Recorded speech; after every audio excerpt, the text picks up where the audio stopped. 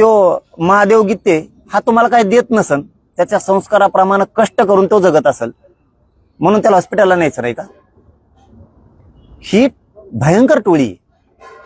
त्या जातीला त्या समाजाला एवढी पत होती या जिल्ह्यात, पुरी पत घातली यांनी ह्या धनंजय मुंडेच्या टोळीने. खाली मान घालून जागायची वेळ आली आज यांना फक्त टोळीमुळं. आणि टोळी संपणं खूप गरजेचं आहे. मुख्यमंत्र्यांनी धरलेतच कोण याचाच आम्हाला मेळ लागला. एक तर फरारची, ज्याच्याकडे खरे पुरावेत तो मग तुम्ही मोबाईलच फेकून दिलाय.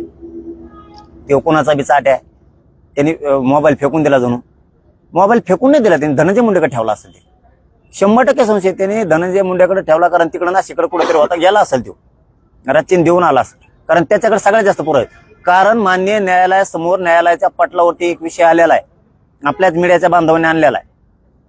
त्यांनी सांगितलंय यानं मोठ्या बड्या नेत्याला फोन केलेत. बडा नेता कोण? मग त्या मोबाईल मध्ये सगळं असणार आहे. ते मोबाईल कुठं आहे? म्हणजे हे पळवाटी आहेत. याच्यातून एकाही आरोपींना मुख्यमंत्र्यांनी वाचू नये. पकडलंय कोण? ज्याची गाडीने तो गेला.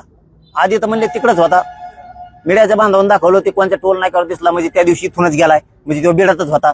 बहुतेक ते दुसरं भंगारा पोटतं ते कोण आहे, ते फरार आहे, ते बी बिडातच असायला पाहिजे. मग ज्या गाडीने गेला ती गाडी कुठे?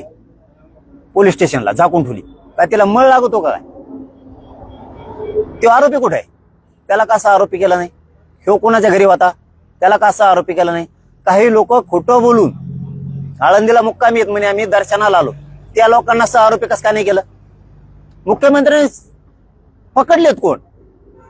सोडणार नाहीत म्हणताय तुम्ही. पकडलंच कोण नाही, सोडता कोणाला? पकडलंच नाही कोणाला. ज्यांनी यांना ही जी खून करणार आहे आणि खंडणी मागणार आहे, याच्यापेक्षा सामूहिक कट रचून संघटित गुन्हेगारी घडून आणणारा हा सगळ्यात मोठा गुन्हेगार आहे. आणि बहुतेक शंका आहे ती धनंजय मुंडेची, दुसरा कोणीच नाही. यांनीच ही सामूहिक कट सगळा रचला. ते खंडणी मागायला लावलं, खंडणी नाही दिली म्हणून खून पण करायला लावलं. 100% आम्हाला शंका आहे, संशय सुद्धा येतोय. का येऊ नये?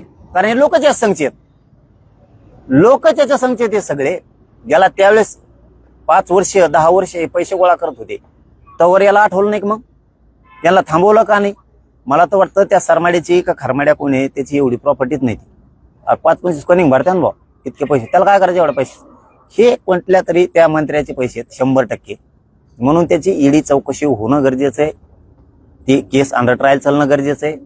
आणि ते खुनाच्या घडला त्या काळात जे फरार होते यांना ज्यांनी ज्यांनी पैसे दिले, घर दिलं, गाड्या दिल्या, यांनी व्यवस्था केली, हे सुद्धा सगळे आरोपी होणं खूप गरजेचं आहे. तो महाजन कुठे आहे? कोणचा आरोपी धरला? एपीआय का पीआय? महाजन कुठे आहे?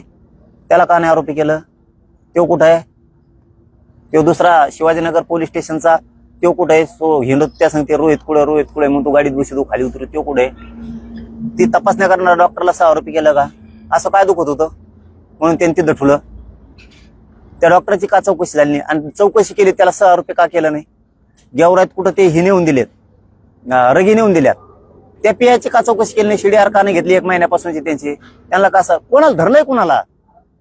धनंजय देशमुखांना पोलीस स्टेशनमध्ये धमकी देणारा आरोपीला आरोपी केला का? तो बिनधास्त फिरतो. मग तुम्ही धरलंयच कोणाला? बेमानी करू नका.